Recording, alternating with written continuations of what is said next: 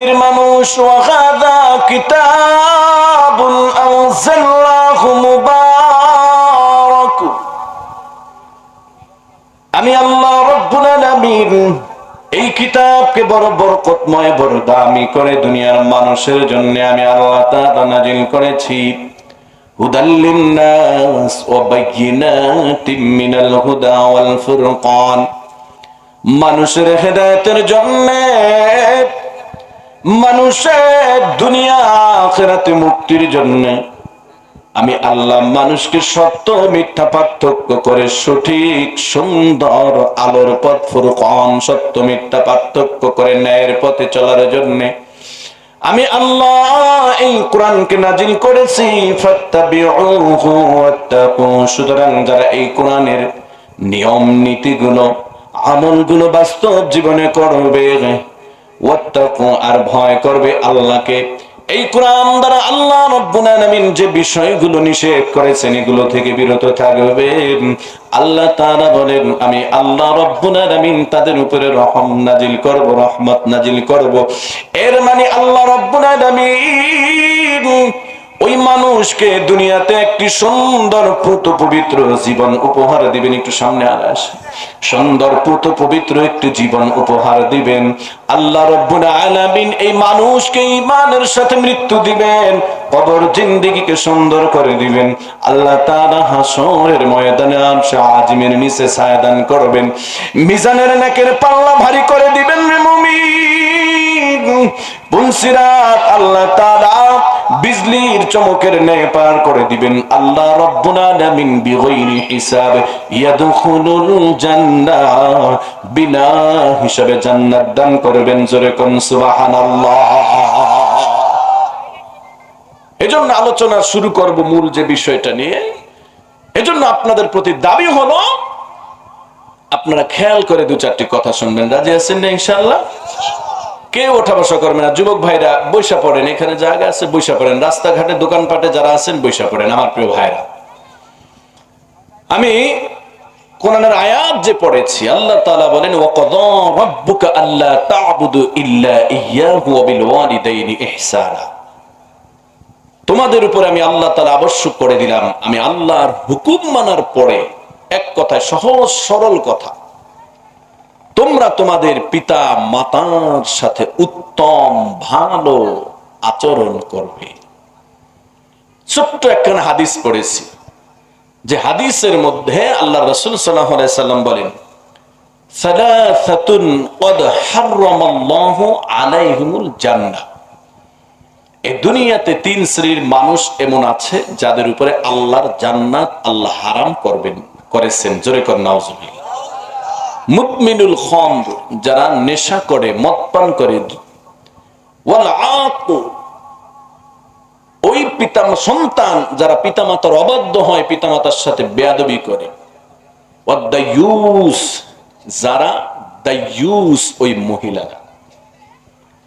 তাইলে আজকে কোরআনের আয়াত তো আছে, হাদিস থেকে এই যে পাপের তিনটা আমল সম্পর্কে আমরা সচেতন হওয়ার খেয়ালে কিছু কথা শুনি আমার ভাইরা, খুব খেয়াল করে। অনেক কারণেই মানুষ জাহান্নাম যাবে, কিন্তু এখানে মৌলিক তিনটা কারণে হাদিসে তুলে ধরা হয়েছে। এক নাম্বার হইল নেশাখোর। আছে না নাই? কথা কন আছে? গাঁজা, হিরোইন, ফেন্সিডিল, ইয়াবা, ডেন্ডি মেন্ডি ঠেন্ডি, কত কিছু মদ আছে না? কিতাবুল কাবায়েরে আল্লামা হাফিজ শামসুদ্দিন জাহাবী রাহমাতুল্লাহ আলাইহি,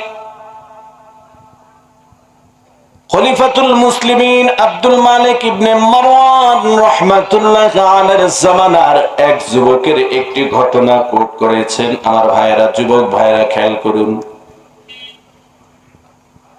যুবকের একটি স্বভাব,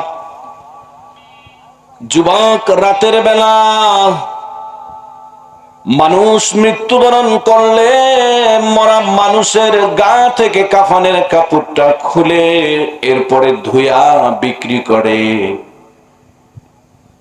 যুবকটা একদিন সকালবেলা খলিফাতুল মুসলিমিন আব্দুল মালিক ইবনে মারওয়ান রাহমাতুল্লাহ আলাইহির দরবারে গিয়ে কান্না শুরু করে দিয়েছে। খলিফাতুল মুসলিমিন ডেকে বলে, আরে যুবক, কেন কান্দো? যুবক ডেকে বলে, ওহে খলিফাতুল মুসলিমিন,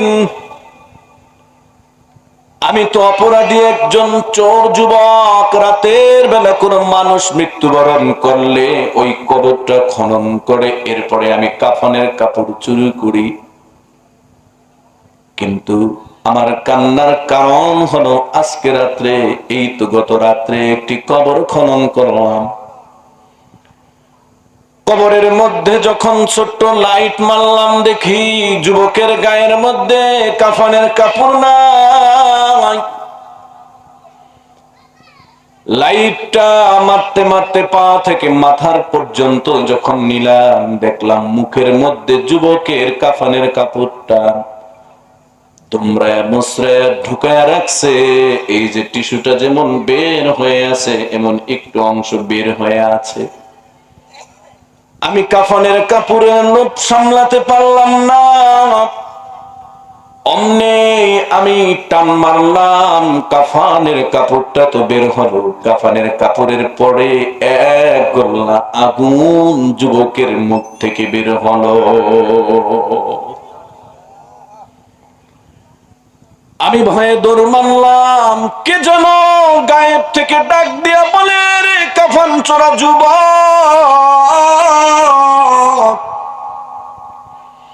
পালায়া যাবি না, পালায়া যাবি না, কবরের কাছে যা আর ওই মৃত যুবককে গিয়ে প্রশ্ন কর, এর যুবক তোর মুখের মধ্যে কেন উলঙ্গ করে কাফনের কাপড়টা ঢুকায় রাখলো? কেনই বা তোর মুখের মধ্যে আগুন ঢুকানো হলো? কাফন চোরাক যুবক বলে, খলিফাতুল মুসলিমিন, ডানে বামে সামনে পিছনে উপরে নিচে কাউকে দেখি না, কে আওয়াজ করলো? ভয় অন্তরের নিয়ে কবরের কাছে গেলাম। আমি জিজ্ঞাসা করলাম, ওরে মৃত যুবক, বলো বলো, তোমার মুখের মধ্যে কেনই বা উলঙ্গ করে কাপড়টা ঢোকানো হলো, আর কেনই বা তোমার মুখের মধ্যে আগুন দেওয়া হলো? আল্লাহর কুদরতের কারিশমারে মুসলমান, অমনি যুবকের কণ্ঠ থেকে আওয়াজ ভেসে আসলো, এরে কাফন চোরা যুবক ভাই, আমি তো স্বাভাবিক ফ্যামিলির মানুষের মতো একটা শিক্ষিত সম্ভ্রান্ত পরিবারের সন্তান ছিলাম। কিছু মানুষের বখাটে যুবকদের সাথে জড়িত হয় আমি নেশায় আসক্ত হয়েছিলাম। বাবাকে মারতাম, মাকে গালি দিতাম, নেশার টাকা রোজগার করার জন্য চুরি করতাম। এইভাবে প্রতিদিন নেশার মধ্যে লিপ্ত থাকতাম। হঠাৎ একদিন নেশা করা অবস্থায় আমার মৃত্যু হয়ে গেল। আমাকে যখন কাফন দাফন করে কবরের মধ্যে নেওয়া হলো, দুইজন ফেরেশতা চলে আসলো, আমাকে প্রশ্ন করলো, কিরে তোর কবরের মধ্যে এত কোন দুর্গন্ধ পাওয়া যায়?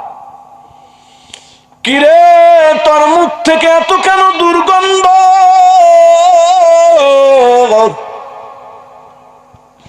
যুবক ভয়ে কেঁপে উঠল, আর তিনি বললেন, যুবকটা বলল, জানি না, তবে তুই কি কর্ম করতি? বলে, এই দুনিয়াতে আমি এই মুখ দ্বারা অনেক অশ্লীল কথাবার্তা বলতাম, আর এই মুখ দ্বারা আমি হারাম নেশা করতাম। ফেরেশতারা রাগ করে ওই যুবকের গা থেকে কাফনের কাপড়টা টান দিলেন, আর একজন ফেরেশতা মুখের মধ্যে এক গোলা আগুন ঢুকাইয়া দিলেন। এবার আগুন ঢুকাইয়া এই কাফনের কাপড়টা তোমরা মুসরাইয়া আগুনটারে চাপা দিলেন।